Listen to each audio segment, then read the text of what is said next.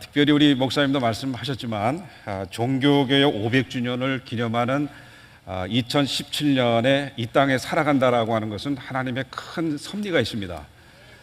지난 500년 동안 우리 복음적인 기독교, 성경적인 교회를 회복했던 이런 종교개혁자들의 그 유산을 우리가 얼마만큼 역사적으로 신학적으로 잘 축적을 해서 새로운 시대를 열어갈 수 있는 이런 기회를 주시는 하나님의 섭리라고 생각합니다. 그런 면에서 이제 여기 계신 분은 이제 500주년 이후에 600주년 맞이하는 분은 아마 없을 겁니다. 이 500주년은 엄청난 역사적 의미가 있습니다. 그래서 이번에 우리 제2회지만 우리 한여름밤의 시원한 신학 강좌가 우리 개인적인 신앙의 본질을 분명히 이해할 뿐만 아니라 우리 베델교회가 우리 한국에 또 우리 미국에 계신 교회가 새로운 전기를 마련하는 그런 역사적 그런 계기가 되기를 간절히 소원합니다. 저는 주로 이렇게 제목은 좀 밋밋합니다만은 종교개혁이 왜 일어나느냐, 500년 전에 마틴 루터를 중심으로 한 많은 하나님의 사람들을 통해서 왜 일어나는지에 대한 기원과 배경에 대해서 말씀을 좀 드리고요. 내일은 그렇다면 종교개혁이 어떤 영향을 남겼고 그 의미가 우리에게 주는 것은 무엇인가, 그런 역사적 맥락에서 말씀을 좀 드리고, 우리 오태근 교수님 이제 새로운 이제 스타 우리 강사님을 이제 모셔오셨는데 아마 적어도 3루타 홈런 아마 치실 겁니다. 저는 이제 출루만 하는데 목적을 두고 우리 오태균 교수님의 믿음에 근거한 자녀 교육이 얼마나 중요합니까? 그거에 대해서 아마 두 번에 걸쳐서 말씀을 좀 주실 거고, 또 우리 온세상 선교사님, 우리 온세상 우리 교수님께서는 칭의론과 종말론에 대해서 말씀을 하면서 종교개혁 신학의 가장 핵심인 이런 구원론, 특별히 칭의론과 종말론이 어떻게 연결되는지를 말씀해 주실 거고, 살아남은 우리 정성훈 교수님이 이제 믿음의 본질이 얼마나 중요한가, 이 말씀을 통해서 우리 주제인 오직 믿음으로 말미암아 살리라라고 하는 그 신학의 그 모토가 어떤 의미가 있는지, 지난 500년 동안 어떤 영향을 미쳤는지 함께 생각하면서 우리의 신앙의 오기를 여미는 아름다운 시간이 되기를 바랍니다. 먼저 우리 종교개혁은 인류 역사의 방향을 획기적으로 바꿔놓은 역사적 사건이었습니다. 단순히 교회 안에서의 개혁, 교리의 개혁만 이루어진 것이 아니라 사회 전반에 걸쳐서 가정생활, 우리가 어떻게 살아가야 될 것이냐, 이런 문화적인 사회적인 영향력도 수반된 엄청난 역사적 사건이었습니다. 한 사람의 성경적인 진리를 깨닫고 그것을 통해서 참된 교회를 이룩하고, 내가 어떻게 구원을 받느냐라고 하는 구원의 참된 도를 복음에서 발견한 한 인물의 신앙적인 그 몸부림이 하나님의 섭리를 통해서 엄청난 역사적인 사건을 이루어 놓았습니다. 어떻게 보면 초대교회 이후에 거의 1000년 이상 중세교회가 어떤 기독교의 본질에서 벗어난 성경적인 진리에서 이탈한 그 기독교를 다시 회복시킨 이러한 신앙의 회복, 본질의 회복을 500년 전에 마틴 루터와 존 켈빈, 그 외에 많은 개혁자들을 통해서 이룩했습니다. 그렇다면 500년이 지난 이 시기에 나의 신앙, 우리의 신앙, 한국교회의 신앙, 미국교회의 신앙을 다시 한번 점검해 본다면 또 다른 종교개혁이 필요할 만큼 우리 교회가 개혁의 대상이 되었다는 사실을 우리는 부인할 수 없을 겁니다. 그런 면에서 우리는 단순히 500주년을 기념하고 과거에 어떤 일이 일어났냐 라고 하는 것에만 관심을 갖지 말고 앞으로 우리가 어떤 방향을 해서 향하여 나갈 것이냐, 참된 교회는 어떤 교회여야 하느냐, 참된 구원의 진리는 어떤 것이냐라고 하는 우리 신앙의 맥을 분명히 잡고 뿌리를 든든히 세워서 새로운 전기를 마련해야 할 그러한 하나님의 섭리적 시간대에 우리는 놓여 있습니다. 그런 면에서 저는 마틴 루터를 중심으로 해서 종교개혁이 어떻게 일어나는지, 또 시대적 상황은 어떻게 조성됐는지 그런 사실을 한번 말씀드리고자 합니다. 마틴 루터는 1483년에 태어나서 1546년까지 살았던 종교개혁의 선구자입니다. 여러분 얼굴 보시면 어떤 인상이 좀 드십니까? 대담하고 용기가 있는 그런 종교 지도자였습니다. 또 한편으로 보면 중세시대의 모든 기독교인들이 그랬지만 내가 어떻게 구원을 받아야 될 것이냐, 미사에 참여해보고 그 당시 로만 캐톨릭의 많은 성례전에 참여를 해도 얻을 수 없는 그 구원의 확신, 그 구원의 기쁨, 그것을 이루기 위해서 수도사도 되어보고 개인적으로 고행도 참여해보고 남다른 모범적인 자기 인간적인 차원에서의 구원의 도를 이루기 위해서 애를 썼지만 그것을 이루지 못함으로 인한 많은 그런 우울증, 어떻게 보면 기질상으로 보면 우울 담즙형의 사람이라고 볼 수가 있습니다. 개인적으로는 그래도 유복한 집안에서 태어나서 법학도의 길을 갔고 그 당시 전도가 양양한 그런 젊은이였습니다. 낙뢰 사건을 젊은 시절에 경험하고 죽음의 공포에 빠지는 그런 경험을 한 이후에 그런 모든 세속적인 직업을 버리고 수도사로 들어가서 누구보다도 모범적인 선행을 통해서 경건에 이르는 육체적인 연습을 통해서는 타의 추정을 불허할 그런 중세교회의 아름다운 신앙의 인의 모습을 보여주었습니다.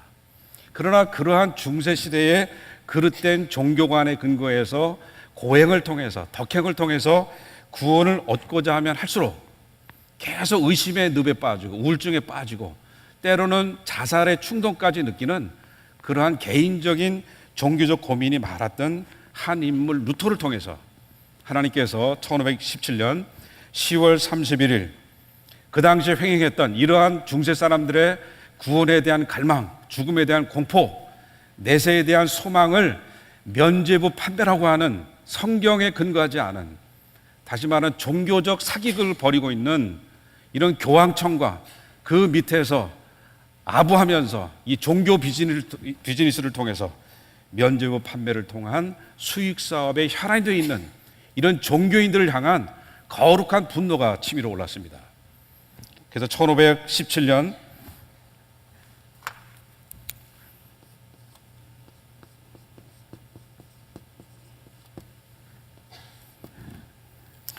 이날이 바로 역사적으로 종교개혁이 시작된 날로 우리는 기억하고 있습니다. 1517년 10월 31일 루터는 그 당시에 수도사 생활도 거쳤고 또 중세 가톨릭 교회의 충실한 사제이기도 했습니다. 그러나 그는 개인적으로 수도사 생활을 할 때부터 짜투리 시간을 이용해서 개인적으로 성경 공부를 하지 못하게 했던 그 수도원의 규칙을 어겨가면서 자기만의 종교적 고민을 해결하기 위해서 많은 성경 공부를 개인적으로 많이 했던 사람이었습니다. 그래서 그는 하나님의 은혜로 비텐베르크 대학의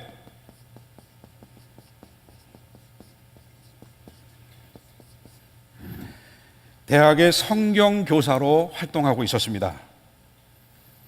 그런데 수년간 성경을 통해서 배운 구원의 진리는 그리스도를 통해서 우리에게 전가되는 그 의가 믿음을 통해서 우리에게 주어진다는 사실을 어렴풋하게나마 깨닫고 있었습니다. 그러던 차에 면죄부를 사기 위해서 주머니돈을 텅텅 털어서 그것을 사고 그러면서도 구원의 어떤 갈증을 느끼고 죄에 대한 용서함을 느끼지 못하는 많은 비텐베르크 대학 내에 있는 그 교회에 나오는 성도들을 보면서 불쌍한 생각도 가졌지만 또 한편으로는 면죄부를 아무 생각 없이 팔아 넘기는 그런 사제들, 또 그 거슬러 올라가면 교황청, 이런 사람들에 대한 거룩한 분노가 일어나기 시작했습니다. 그래서 95개 조항을 1517년 10월 31일 비텐베르크 대학 내에 있는 교회 정문 앞에 면죄부 판매의 부당성에 대한 이런 비판문을 이제 제시하게 됩니다. 원래는 면죄부들의 효력의 폭우에 대한 토론, 일단 토론을 해보자. 그 당시에 로마 교회를 개혁하고 교황청에 대해서 권위에 도전하고 그러한 어떤 저항적인 그런 자세보다는 순수한 목회적인 동기에서 불쌍한 영혼들의 그런 그 잘못된 그런 구원의 갈급함을 이용해서 돈벌이하는 사람들에게 좀 제발 그러지 말고 우리가 좀 제대로 토론해서 그 사람들에게 정당한 구원의 도를 우리가 제시해야 되지 않겠습니까? 라고 하는 하나의 목회적인 심정에서, 하나의 성경 교사의 그 애절한 마음에서 이 95개 조항을 계시하게 된 것이었습니다. 그런데 시간이 가면 갈수록 여기에 대한 교황청의 대응이 가관이었습니다.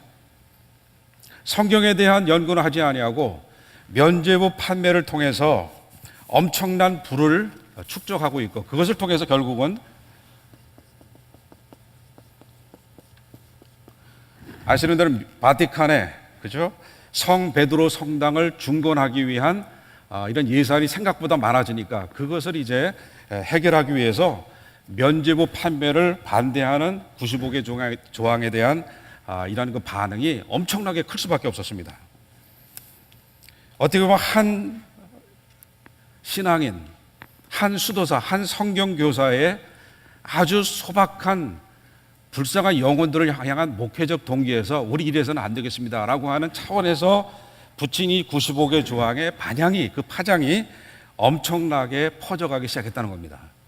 다시 말하면 면죄부 판매를 둘러싼 로마 교황청의 부패가 극에 달한 그 시기에 루터의 어떤 대담성, 용기, 종교개혁자들의 어떤 그 능력 이런 것보다는 때가 참에, 때가 이름에 하나님께서 루터라고 하는 한 사람의 종교적인 고민, 수도사로 살았던 그런 애절한 경건에 이르는 그 훈련의 종착지가 뭔지를 분명히 느끼면서 좌절하면서 그런 과정을 거치면서 돌아본 많은 동료 성도들에 대한 그런 그 목회적인 관심이 결국은 종교개혁의 시작이 되었다는 사실입니다.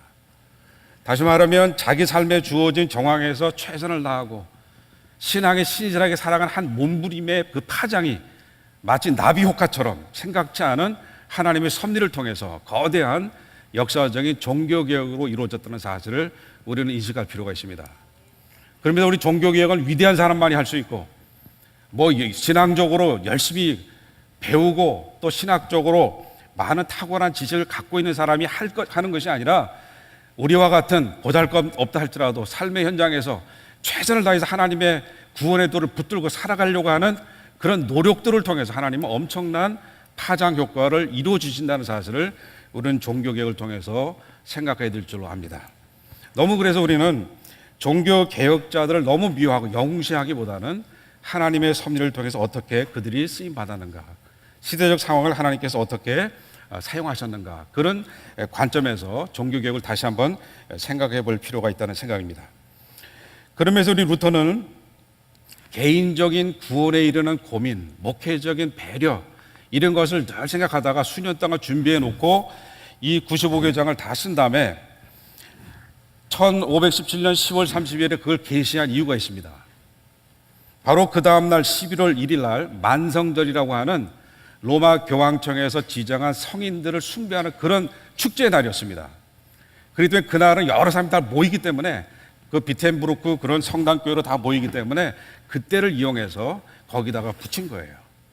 그만큼 좀 더 많은 사람들에게 지금처럼 많은 사람들에게 알릴 수 있는 그런 상황이 아니잖아요. 그러니까 한 사람이라도 더 이런 그 잘못된 면죄부 판매에 대한 부당성을 알리기 위한 이런 배려가 엄청난 그런 파급 효과를 나타냈다는 사실을 우리가 알 수가 있습니다. 그 당시 우리 95개 조항을 우리가 쭉 읽어보게 되면 거기에는 교황청에 대한 무슨 도전, 교황의 권위를 아주 무시하거나 그런 아주 과격한 내용은 거의 없고 우리가 이런 모든 부분을 우리가 좀 회개하고 잘못 시작이 되지 않느냐, 우리가 좀 진지하게 한번 노력해보자. 교황청에 대한 권위에 대한 도전은 거의 없었고 그것을 시행하는 소위 면죄부 부흥사들, 하부 계층의 사제들이 자기의 권력을 남용하고 면죄부를 판매하는데 아무 죄의식 없이 하는 것에 대해서 시정을 요구하는 그런 차원에서 그런 글들이 대부분의 95개 조항의 내용이라고 말할 수가 있습니다. 결국 이런 루터가 이런 95개 조항에 대한 이의를 제기했을 때 로마 교황청의 대항은 성경에 근거해서 거기에 대해서 적절한 대응을 하지 아니하고 무조건 교황의 권위에 대해서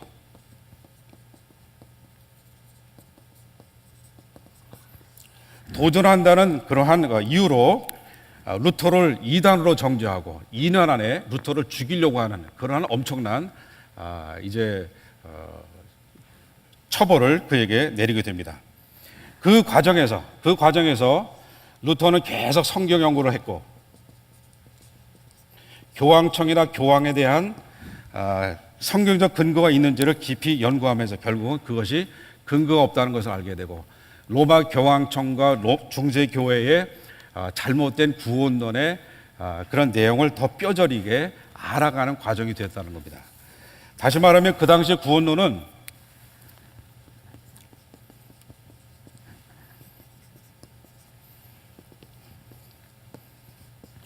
예수 그리스도와 십자가의 은총은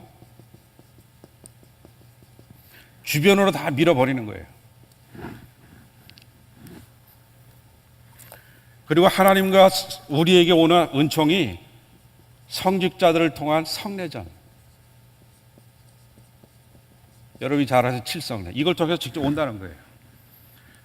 다시 말하면 하나님의 구원의 은총이 예수 그리스도가 아닌 성직자들을 통해서 이루어지는 성례전을 통해서 온다라고 하는 이런 사실을 가지고 이런 구원론을 변질시키고, 그리고 이 성직자들에게 하는 이런 거 고해 성사에 연결된 면죄부가 중세교회의 심각한 문제라는 것을 깨닫기 시작을 했습니다. 그래서 1520년에 우리 루터는 이런 과정을 거치면서 어떠한 이제 그 글을 쓰냐면 독일 크리스천, 이렇게 쓰겠습니다. 크리스천 귀족에게 고함.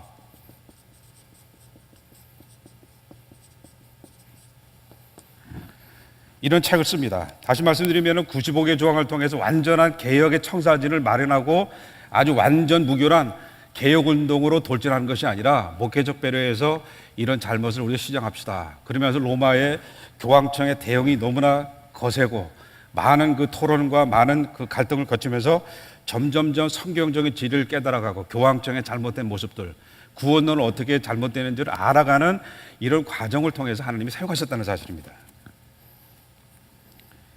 독일 크리스천 귀족들에게 호소한다라고 하는 그 말 속에 결국은 이 책을 쓰면서 또 교황청의 대응을 보면서 루터가 이제 결론을 내리는 것은 로마 카톨릭 교회는 독일 민족의 피를 빨아먹는 악의 집단이라는 걸 알게 된 거예요. 더 나아가서 교황은 적그리스도적인 존재라는 것을 분명히 깨닫게 됩니다. 그리고 독일 크리스천 귀족들을 향해서 베드로전서 2장 9절을 중심으로 해서 이제는 더 이상 이 교황을 정적으로 하는 이 성직자들을 통해서 이루어지는 성례전이 구원의 은총을 주는 통로가 아니라 모든 그리스도인이 다 제사장이다. 여기서 만인 제사장이 나오는 겁니다. 그리스도 외에는 마틴 루터의 종교개혁 결국은 예수 그리스도를 하나님과 우리 사이에 구속의 은총의 터널로 다시 회복시키는 작업이라고 말할 수가 있습니다. 그래서 여기에서 이제 모든 사람은 그리스도를 통해서 구원을 받았다고 한다면 이제는 더 이상 성례들을 통해서 성직자들의 중재를 통해서 구원받는 것이 아니라, 물론 성직자의 소명과 직분은 우리가 고귀하지만 그리스도의 단번에 이루신 구속 사역을 통해서 우리는 더 이상 이제 제사장 그룹과 평신도가 따로 있는 것이 아니라 모든 하나님의 백성이, 성도가 제사장이라는 사실을 선포하고 그것을 외치고 파급시켜야 될 그런 그 책임을 독일 크리스천 귀족들이 가졌다는 사실을 일깨워 줍니다. 다시 말하면 개인적으로 가졌던 이러한 모든 깨달음이 여러 사람들의 그런 그 합류를 통해서 점점 더 커져갔다는 사실입니다. 시간이 지나면서. 그러면서 이 책에서 세 가지 중요한 질문을 하게 됩니다. 교황의 권세가 왜 세속적 권세까지 지배하려고 하느냐? 영적 권세가 중요한 건 사실이지만 왜 세속적 영역에 영향력을 발휘하려고 하느냐? 거기에 대해서 질문을 던집니다. 두 번째로는 교황 외에 누구도 성경을 해석할 수 없단 말이냐? 우리가 다 그리스도를 통해서 성경에 영감된 그런 말씀을 성령의 조명하심으로 누구든지 그리스도 안에서 성령이 내 안에 내주하시면 우리가 성경을 해석할 수 있는 것이지 왜 교황에게만, 성직자들에게만 성경 해석의 권한을 부여하는가? 여기서 문제를 제기했습니다. 세 번째로는 왜 교황 외에는 아무도 공예를 소집할 수 없다고 주장하는가? 점점점 교황청과 중세교회의 모순점들을 발견하게 되는 거예요. 다시 말하면 95개 조항이 지금의 우리 로마 캐톨릭 교회도 포함되겠습니다만 중세 로마 캐톨릭 교회의 모순된 구원론, 신학, 관습, 전통, 전라 이 모든 것을 열어 제끼는 하나의 키가 된 겁니다. 그러면서 성경을 깊이 연구하면서 성경의 근거를 가지고 그런 여기에 답변하기를 교황직이나 사제직은 직무를 수행하기 위해서 하나님이 주신 독특하고 거룩한 직분임에는 분명하지만 세속 권한까지 권력을 남용하는 것은 잘못된 것이다. 세속적 권력도 하나님이 주신 것이기 때문에 거기에 존중해야 된다. 그리고 하나님이 주신 영적 차원에서 하나님이 주신 권위를 활용해야지 교회 영역, 영적인 영역을 벗어나는 교황의 전행하는 그러한 그 잘못된 권위 남용은 잘못됐다. 이런 사실을 지적을 했습니다. 또한 두 번째로 교황만이 성경을 해석할 수 있는 것은 아니고 누구든지 그리스도 안에 있는 하나님의 백성은 모두 다 제사장이기 때문에 성경을 이해하고 적용하고 은혜를 받고 용기를 얻을 수 있는 권한이 있다는 사실을 깨우치고 그것을 널리 선포하고 특별히 우매한 우리 평민들에게 알려야 될 의무가 있다는 사실을 강조를 했습니다. 그 다음에 교황만이 공의회를 소집할 수 있다는 것도 아무런 성경적 근거가 없음을 루터는 성경을 근거로 해서 마태복음 18장과 또 사도행전 15장을 중심으로 해서 교황만이 공의회를 소집할 수 있는 권한이 없음을 분명히 천명을 하게 됩니다. 그러면서 서서히 교황의 무엇을 중심으로 한 교황의 절대권이 중세교회의 잘못된 모든 신학과 이런 관습들을 이제 깨우치고 그것을 재정립하는 이런 과정으로 치닫게 됩니다. 이런 과정에서 루터의 가장 중요한 나침반 역할을 했던 것이 개인 스스로 공부했던 성경 공부였습니다. 아까도 잠깐 말씀드렸지만 중세는 수도사나 누구든지 평신도는 개인적으로 성경을 공부할 수가 없었습니다. 그러나 루터는 개인적으로 구원에 이르는 그런 고민을 처음부터 했던 사람이고 젊은 시절부터 낙뢰 사건을 경험하면서 자기 구원에 대한 확신을 찾기 위해서 고민했던 사람이기 때문에 시간이 날 때마다 성경을 공부한 사람입니다. 시편을 많이 읽었고 또 우리 종교개혁 당시에는 로마서와 갈라디아서를 읽으면서 구원의 도가 어떻게 이루어지는지 그리스도의 십자가의 은총을 통해서 어떻게 이루어지는지를 분명히 알았습니다. 그래서 이 성경 공부를 통한 말씀의 확신 이것이 그 당시에 로마 교황청과 로마의 어떤 그 교황과 대항한다는 것이 뭐 비교가 될 수 없잖아요. 그죠? 계란으로 바위치는 뭐 그런 뭐 비유로도 해결할 수 없는 그러한 상대가 되지 않는 상황인데 한 수도사 출신 성경 교사가 말씀에 대한 확신이 있으니까 이런 걸 해나가는 거예요. 예. 연약한 사람, 어리석은 사람. 그 당시에는 아무런 로마 교황청에서 보면은 뭐 얼간이 같은 뭐 그런 그 루터 하는 상대를 안 하려고 하는 그런 사람이지만 시간이 흐르면서 여러 조건들을 만들어 가시면서 또 동역자들을 세워주시면서 거대한 성경적 기독교를 복원해 나가는 이런 역사가 일어났다는 사실입니다. 그래서 그는 1521년 여러분이 잘 아시는 보름스 의회에 출두 명령을 받습니다. 지금 95개 정을 비롯해서 또 여러 가지 책들을 통해서 로마 교황청에 대해서 로마의 교황에 대한 권위에 대해서 중세 기독교에 대해서 이의를 제기하고 도전하는데 그런 것을 네가 취소하지 아니하면 너를 이단으로 정죄하고 이제 죽음밖에 남아있는 것이 없다라는 사실을 확인하기 위해서 보름스 의회에 그가 이제 출두 명령을 받고 소환이 됩니다. 그때 그가 남긴 위대한 말이 있습니다. Here I stand.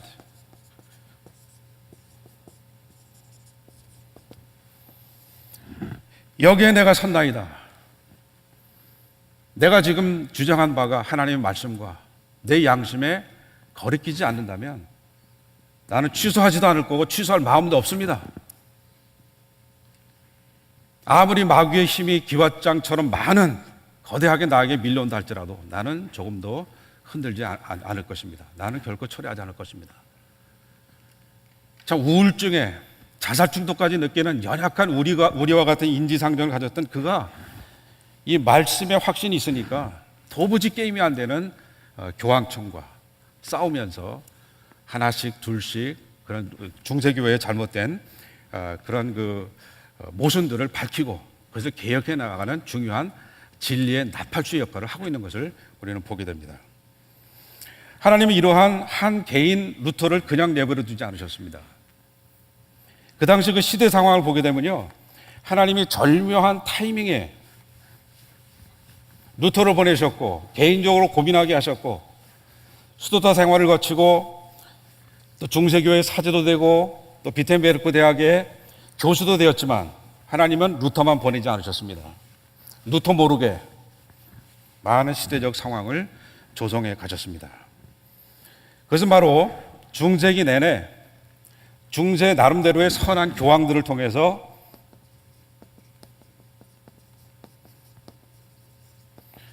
개혁운동의 줄기가 중세교회 내내 흘러왔습니다. 우리는 흔히 중세는 암흑시대다, 신앙적으로는 아무 배울 것이 없는 그런 이제 부정적으로만 매도하는데, 사실 중세 안에는 우리가 배워야 할 좋은 신앙의 흐름도 있었음을 우리는 인지해야 합니다. 그 중에 하나가 많은 교황들을 통해서 이루어졌던 개혁운동의 흐름들이 있었습니다. 그래서 수도원을 개혁하고 성직자 교육을 좀 개선하기 위한 많은 개혁의 물꼬가 계속 흐르고 있었습니다.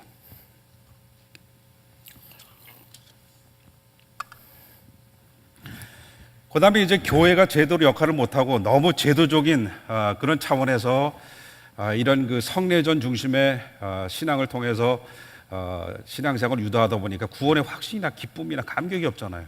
그러다 보니까 많은 신비주의 운동이 많이 일어났습니다. 중세에는.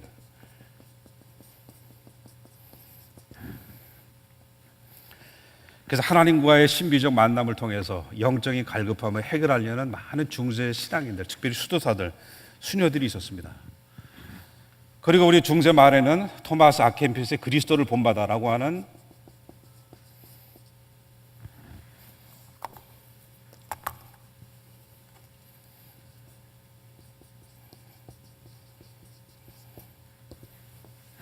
그리스도의 흔적을 찾고 그리스도의 역사적인 발자취를 흠모하면서 영적인 갈급함을 해결하려는 그런 신앙의 운동도 있었습니다. 그러다가 이제 14세기, 15세기에 이르게 되면 여러분이 잘 아시는 르네상스 운동이 일어나게 되면서 고전으로 돌아가고 원천으로 돌아가고 아드 폰테스라고 하는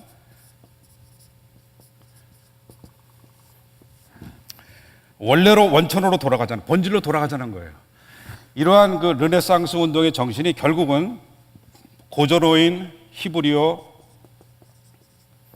그리스어, 또 많은 고전들, 이것을 재발견하게 되고 또 여기에서 원문 성경이 편찬 그리고 번역 출판하게 되게 됩니다. 바로 여기에서 원문에서 쓰여진 성경으로 보니까 로만 캐톨릭 교회가 쓰고 있던 벌게이트 성경에 잘못된 오류들이 많다는 것을 발견하게 됐습니다. 대표적인 것을 말씀을 드리면 우리 예수님의 공생애를 시작하면서 첫째 외친 말씀이 회개하라, 천국이 가까웠느니라 라는 말씀인데, 이 회개하라는 말을 뭘로 바꿔놓았냐면 고해성사를 하라. 누가복음 1장에 우리 마리아에게 천사가 고지한 내용 중에 은혜를 입은 자요 라는 말이 있잖아요.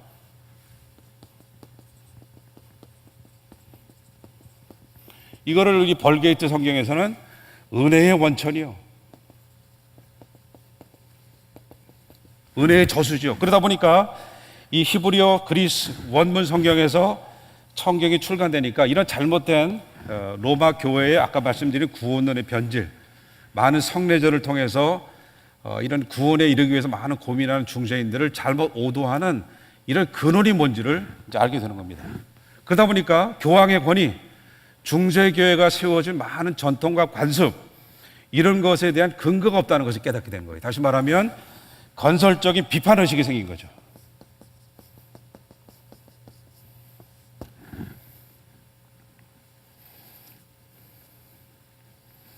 그리고 또 다른 그 중요한 문서 중에 하나가 15세기 초반에 우리 에라스무스도 있습니다만 로렌츠 발라라고 하는 분이 있었습니다. 우리 잘 알려져 있는 분은 아니지만 이분은 그 라틴어뿐만 아니라 그리스어, 헬라어에 능통한 그러한 그 언어 학자이기도 하고 인문주의자였는데, 이분이 그 15세기 초반에 뭘 발견했냐면요, 로마 교황청의 어떤 그 권위의 근거로 또 교황의 절대적인 권위를 강조하는 것 중에 콘스탄틴 대제가 로마 교황청에 보냈다는 증여라고 하는 문서가 하나 있어요. 이 문서가 4세기에 쓰여졌고 콘스탄틴 대제가 교황에게 보내는 문서에는 이제 바티칸, 지금의 그 베드로 성당이 있는 이 바티칸을 증여하고 그리고 서로마 제국을 교황이 지배해 달라고 하는 요청을 했다는 거예요. 콘스탄틴 대제가.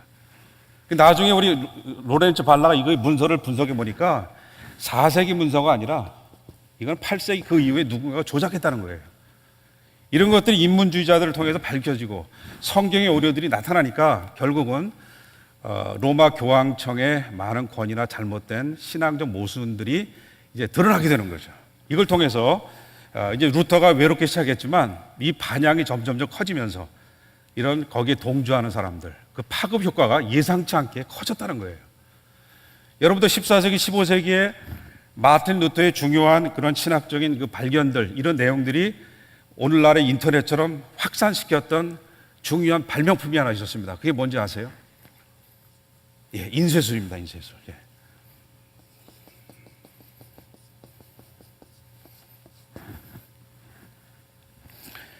이 인쇄술은 여러분 아시는 대로 1450년경에 구텐베르크를 통해서 처음 발견되었고 그래서 유럽 여러 곳에 인쇄소가 많이 세워졌습니다. 인쇄소.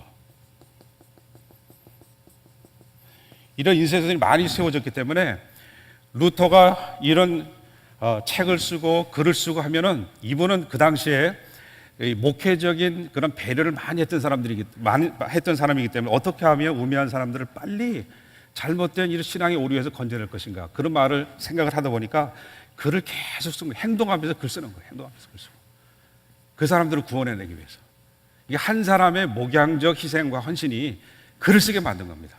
그래서 우리 루터의 글에는 정돈되지 않고 체계화되지 않았지만 그 상황에 맞게 그냥 막 쓰니까 그게 그냥 인쇄소를 통해서 출판돼서 막 나가니까 루터의 글이 독일뿐만 아니라 스웨덴, 영국까지 이게 파급되면서 적지 않은 시간 내에 루터의 종교개혁 사상이 열매를 맺을 수 있는 그런 시대적 상황이 이루어졌다는 사실입니다. 그래서 저는 여러분에게 말씀드리고 싶은 것은 우리가 개인적으로 작지만 시작한 우리 가정 안에, 우리 교회 안에 성경에 근거한 이런 변화, 개혁의 이 반향이 하나님의 섭리적 타이밍과 맞아떨어질 때는 엄청난 파급 효과가 있다는 겁니다. 그래서 이민교회가 힘들다고, 한국교회가 왜 저러냐고 우리가 비판적으로 생각하고 절망하기보다는 나부터 작지만 우리 현실에서 마틴 루터처럼 말씀의 확신에 근거해서 자녀 교육을 시키고 내 신앙생활을 우리가 좀 획기적으로 변화를 시키고 함께 기도하고 하다 보면 하나님의 때와 하나님의 상황이 거기에 맞물리면서 엄청난 새로운 시대로 열어갈 수 있다는 사실을 마틴 루터가 보여준다는 거예요. 그래서 성경을 보면 여러분 때가 참여라는 말 있잖아요. 때가 참여.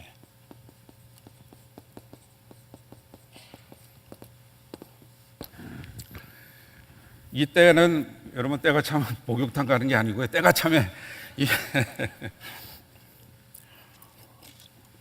때가 차면 뭐가 이루어집니까? 하나님의 섭리가 이루어집니다. 예. 여러분의 때와 하나님의 때가 조화를 이루면 그게 함께 조합이 되면 엄청난 역사가 이루어진다는 사실을 루터를 통해서 배우게 됩니다. 루터가 이걸 알고 했습니까? 루터가 지금 이만큼 우리가 500년 후에 우리 오늘날 그 베델교회에서 이런 모임이 있으리라고 생각하고 그냥 무슨 영웅적인 그런 그 마음을 가지고 개혁운동에 참여했습니까?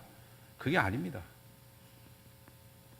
자기 스스로 성경 공부를 하면서 느꼈던 그 깨달음, 신실하게 살아가려고 하는 그 몸부림, 그것이 하나님께서 사용하셔서 엄청난 이런 새로운 기독교의 복원을 이루는데 우리가 그것을 계속 발전시켜 나가고 개신교의 신학의 뿌리를 우리가 분명히 하기보다는 점점 희미해져가는 이런 시대이기 때문에 루터의 모습이 다시 한번 그립고 루터의 그 자세가 우리 시대에 다시 한번 재현되어야 된다는 생각을 떨칠 수가 없습니다. 목사님, 제가 언제까지 하면 되죠? 거의 다 끝났어요? 예, 예. 한두 가지만 더 말씀드리고 저 면죄부에 대한 말씀을 우리가 내일 아침에 말씀을 드리겠습니다. 제가 아까도 한국교회에 대해서 말씀을 좀 드렸는데 종교개혁 당시 종교개혁 전야의 모습과 비슷한 모습이 드러난다는 말씀을 제가 드렸는데 여러분 오해는 하지 마시기 바랍니다. 대형교회 세습이 어떻게 보면 면죄부 판례와 연결된 이권 모습과 거의 흡사하지 않느냐 그런 생각을 하게 되는 거예요. 하나님의 교회를 주님의 교회로 알면 어떻게 그렇게 합니까? 성경의 진리에 근거해서 말씀을 선포하고 구원의 도를 바르게 가르쳐야 되는데 교회를 내 교회라고 생각하고, 그렇죠? 이런 그 대형 교회에서 이루어지는 많은 그런 그 이익을 어느 특정 개인들이 소유하고 자기와 연관된 사람들끼리 나누려고 하는 그런 모습이 변형된 면죄부 판매와 다를 것이 뭐가 있느냐 이런 생각을 해보게 됩니다.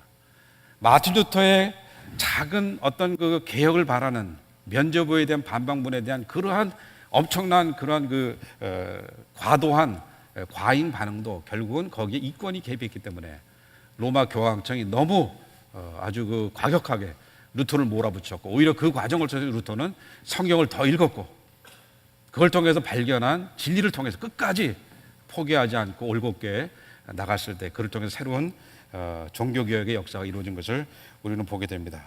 다시 한번 우리 루터가 이루었던 또 우리 칼빈이 정비했던 우리 개신교의 정체성을 우리가 분명히 하기 위해서 우리 500주년을 맞이하는 우리 두 어깨에 이런 새로운 사명이 주어졌다고 생각이 됩니다.